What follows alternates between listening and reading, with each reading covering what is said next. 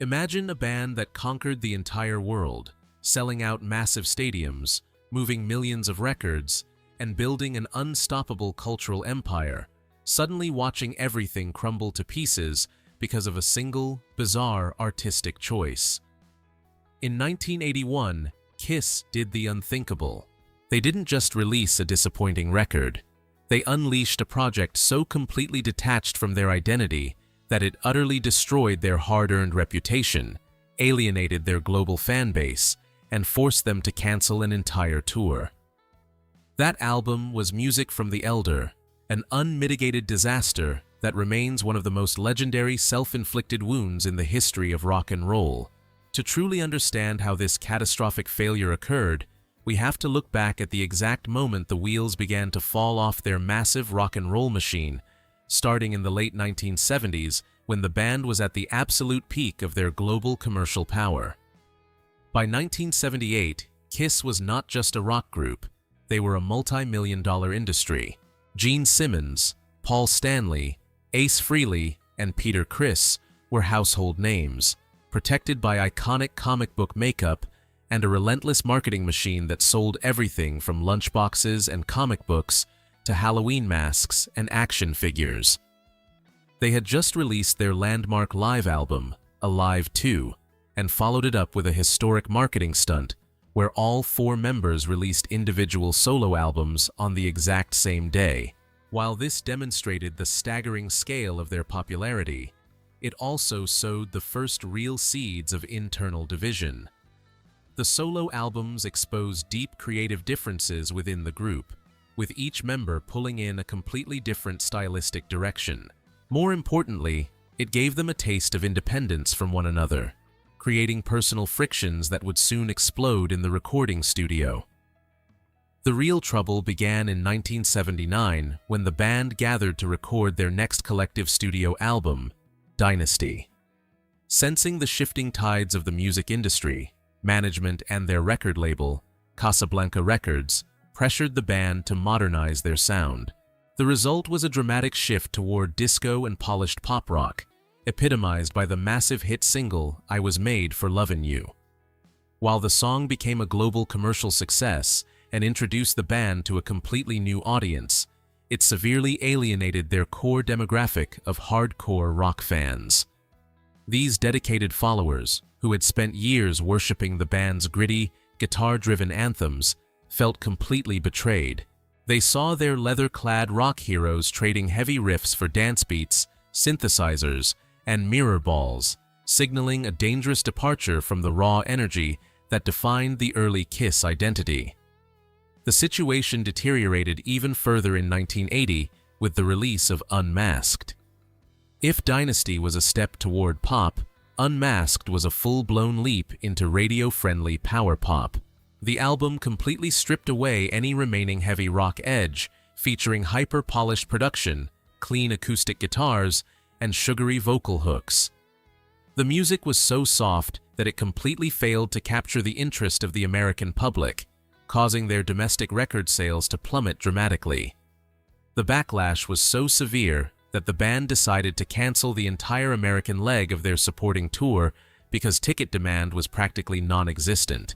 They were forced to flee to Europe and Australia, where their popularity remained stable enough to fill arenas, but the warning signs were flashing bright red. Kiss was losing its grip on the American rock scene. Behind the scenes, the original lineup was completely fracturing. Peter Criss, the heavy-hitting drummer whose street-level grit gave the band its rhythm and soul, was struggling with severe personal issues, substance abuse, and intense creative exhaustion. His relationships with Gene Simmons and Paul Stanley had completely deteriorated. In fact, Peter barely played on the Dynasty album, and he did not play a single note on Unmasked, with session drummer Anton Fig secretly filling in behind the kit. By the summer of 1980, Peter Criss was officially out of the band, leaving a massive void in the lineup. Kiss desperately needed a savior to restore their credibility, and they found him in Eric Carr, a powerhouse drummer from Brooklyn who brought a massive, thunderous style reminiscent of John Bonham. With Eric Carr officially in the fold, wearing his new Fox makeup, the band launched a massive promotional campaign aimed at winning back their original fan base. Gene Simmons and Paul Stanley made solemn promises to the music press, their record label, and their fans that the next record would be a brutal, uncompromising return to hard rock. They promised to deliver the heaviest, loudest Kiss album ever made, throwing away the pop sensibilities of the previous two records. The band actually began writing material that reflected this promise. Early writing sessions yielded heavy, aggressive tracks with crushing guitar riffs that showed real potential to revitalize their career. It seemed like Kiss was finally poised to reclaim their throne as the kings of American hard rock. However, a sudden and bizarre psychological shift took over the band's leadership during the pre-production phase. Gene Simmons and Paul Stanley had grown increasingly sensitive to the relentless criticism they received from mainstream music journalists. Throughout the 1970s, rock critics had consistently dismissed Kiss as a shallow joke, a corporate marketing gimmick for children that lacked any real musical substance or artistic merit. Gene and Paul became deeply obsessed with the desire to validate themselves as serious artists, wanting to prove to the world that they were capable of creating highbrow, intellectual music. This desire for critical respect blinded them to what their actual fans wanted, setting the stage for a disastrous creative detour. To help them achieve this new artistic vision, the band reached out to Bob Ezrin, the legendary producer who had guided them through their 1976 masterpiece, Destroyer. Ezrin was viewed as a musical genius, but more importantly, he had just produced Pink Floyd's monumental, multi-platinum concept album, The Wall. He was at the absolute peak of his professional reputation as a man who could transform a rock band's ideas into a grand, cinematic masterpiece. When Ezrin arrived at the pre-production sessions, he did not want to make a straightforward hard rock record. He believed that a standard rock album would be boring and predictable for a band of Kiss's stature. Instead, he encouraged Gene and Paul to think bigger, pushing them to create an ambitious, high-concept project that would shock the industry. The creative spark for this new direction came from a short fantasy story that Gene Simmons had written on a hotel stationery pad. The story revolved around a young boy who is chosen by a mysterious, secret council of immortal guardians known as the Elder. The boy is trained by a mentor named Morpheus to overcome his fears and fight against an ancient, sinister evil entity named Blackwell. In any ordinary circumstances, a band like Kiss would have laughed this fantasy concept out of the room. They were a band famous for singing about wild nights, rock and roll partying, hot girls, and street life.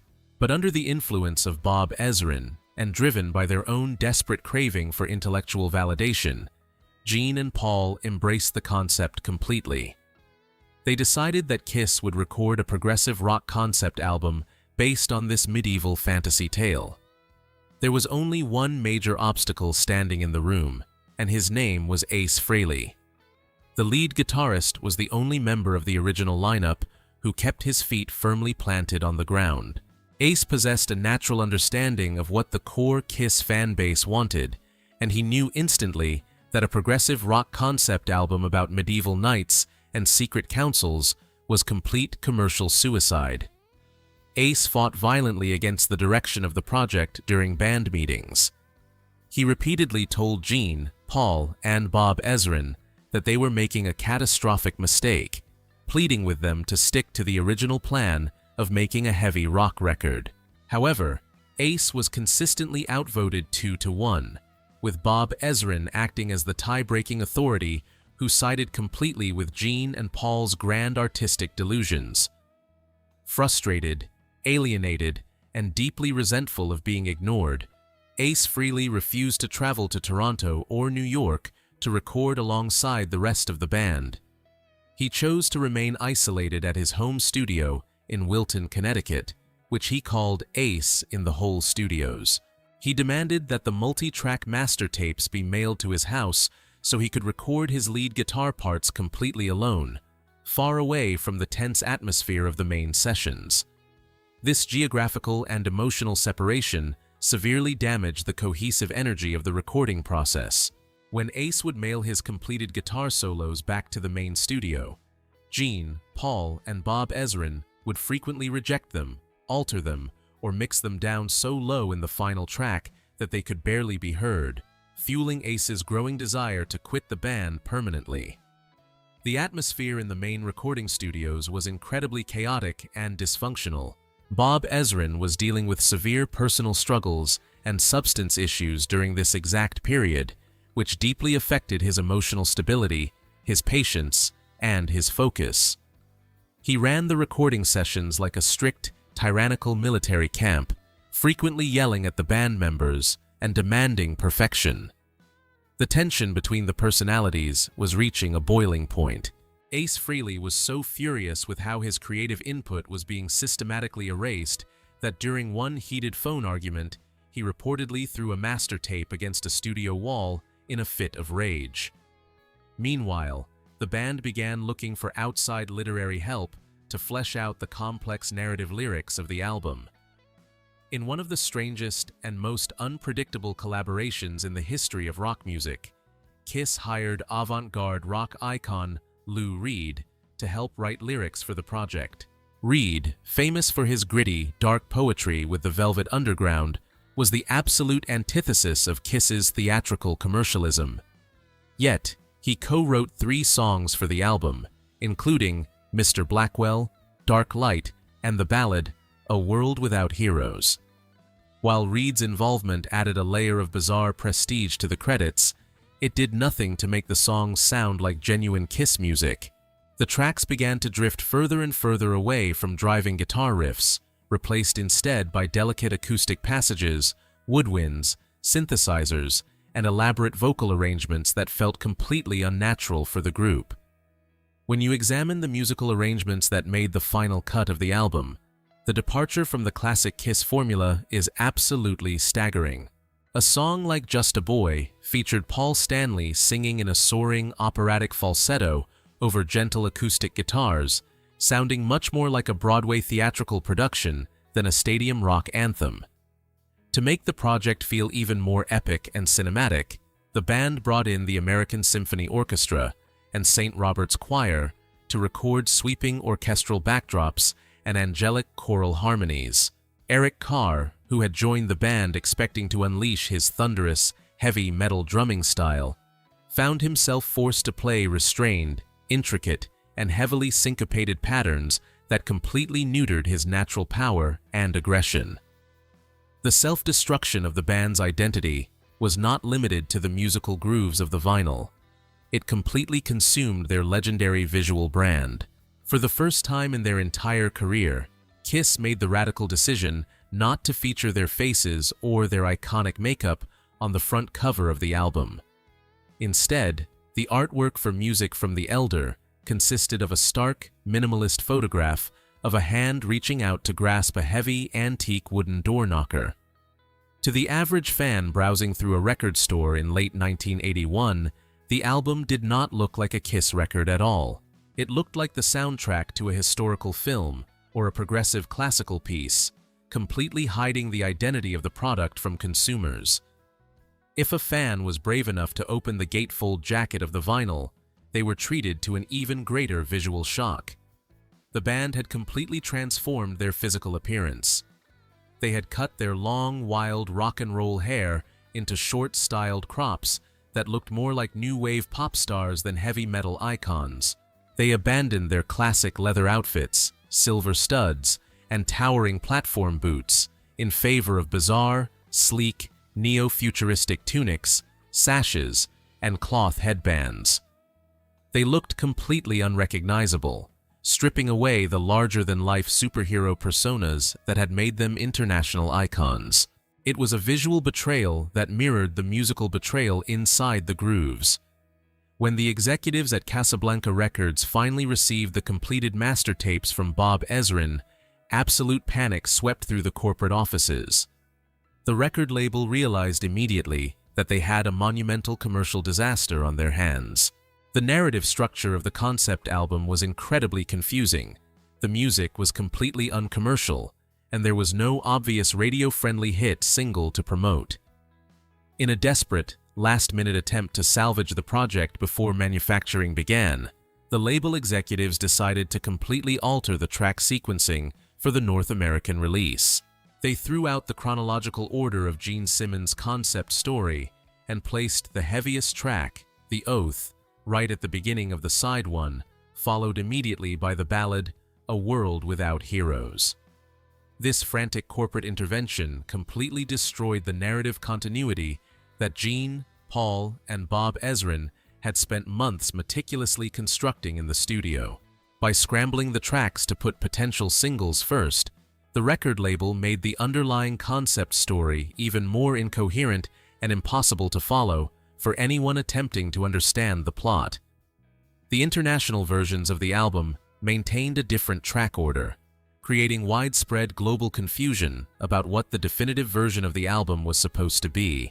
It was a chaotic mess before it even hit the shelves of retail stores. Music from the Elder was officially unleashed upon the world in November 1981, and the public reaction was instantaneous, brutal, and unforgiving. The mainstream music critics, whom Gene Simmons and Paul Stanley had sacrificed their rock identity to impress, completely slaughtered the record. Journalists called it pretentious, pompous, deeply confusing, and a desperate, embarrassing cry for intellectual relevance from a band that had clearly lost its way. But the most damaging blow came directly from their own fans. The die-hard Kiss army felt profoundly insulted and alienated by the album.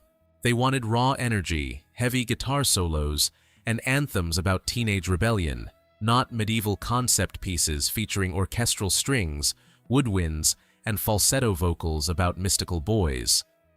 The commercial performance of the album was a historic humiliation for the group. It stalled at a miserable number 75 on the Billboard 200 chart in the United States, quickly falling off the charts entirely. It became the first studio album by Kiss since their early struggling days in 1975 that completely failed to achieve a gold certification upon its initial release. In international markets, the sales figures were equally disastrous. The album was an unmitigated commercial bomb that instantly eroded the band's financial stability and severely damaged their standing within the music industry. The legendary Kiss brand had lost its magic touch. The devastating commercial failure of the album had immediate, severe real-world consequences for the band's touring business. Management quickly realized that public interest in the band had sunk to an all-time low. Promoters across the United States and Europe reported that ticket sales would be a total disaster if the band attempted to go on tour. Realizing that launching a traditional concert tour would result in massive financial bankruptcy, Kiss made the painful decision to completely cancel their entire supporting tour for the album. For a band that had built its global reputation on having the most explosive, spectacular, and profitable live show on Earth, staying home because they could not sell tickets was a devastating blow to their pride and their corporate empire. Instead of performing in packed sports arenas and stadiums, Kiss was reduced to making a handful of bizarre, low-profile television appearances to promote the failing record. Their most notorious appearance took place on the ABC late-night comedy sketch show called Fridays in January 1982. The band performed The Oath and A World Without Heroes live on television. Watching that archival footage today is an incredibly surreal and uncomfortable experience. You see Gene, Paul, Ace, and Eric standing on a small television stage with their short haircuts and strange, colorful tunics, desperately trying to summon their classic rock and roll swagger while performing songs that felt entirely alien to their brand. Another highly awkward promotional moment occurred when the band was booked to perform via satellite from Studio 54 in New York for Italy's famous Sanremo Music Festival. The band lip-synced to their tracks, but the internal misery of the lineup was painfully visible to the cameras. Ace Frehley looked completely checked out, barely putting any effort into pretending to play his guitar, making it obvious to anyone watching that the band was fundamentally broken from within. These television appearances did absolutely nothing to salvage the album's sales, only serving to highlight how far the mighty rock giants had fallen. The disaster of The Elder was the definitive final blow for the original lineup's survival. Ace Frehley had spent months warning them about this exact outcome, and seeing his worst predictions come true completely destroyed any remaining commitment he had to the group.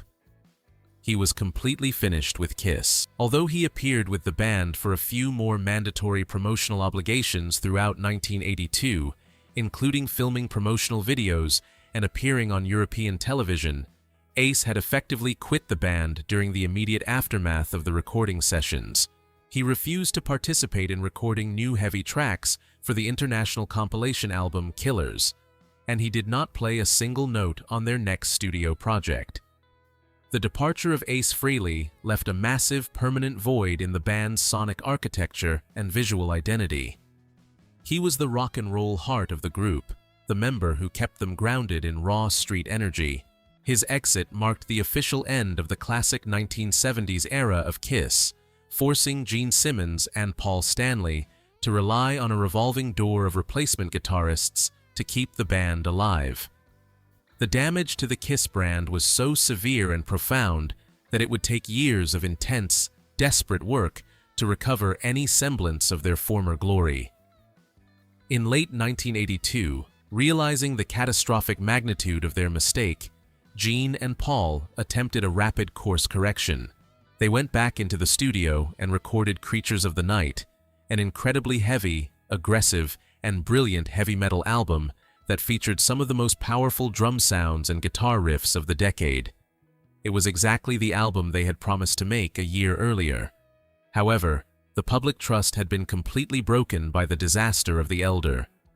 Fans and radio programmers assumed that the new record would be another pretentious failure and simply refused to listen to it.